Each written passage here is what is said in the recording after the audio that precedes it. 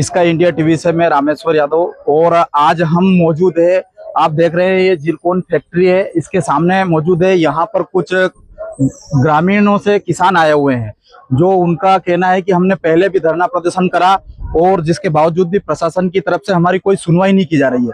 क्योंकि कहीं ना कहीं उनका आरोप है सीधा सीधा कि जो फैक्ट्री है, इस फैक्ट्री से निकलने वाला पानी नदी नालों में जाता है और नदी नालों से बहकर वो गाँव में जाता है, ताकि उनका आरोप है कि हमारे पशु बीमार हो रहे हैं, हम गंदा पानी पी रहे हैं, कहीं ना कहीं वो पानी जल स्तर गंदा कर रहा है। तो इसलिए आज हम यहाँ पर, आप देख सकते हो, रोड पर काफी लोग इकट्ठे हुए हैं और अभी इनका धरना प्रदर्शन जारी रहेगा। देखते हैं आगे क्या होता है, हम आगे इसी प्रकार दिखाते रहेंगे। Rameshwar Yadav, sky India TV से।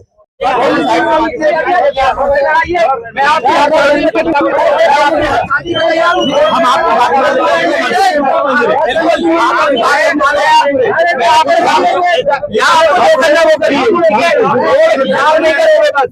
नहीं करोगे।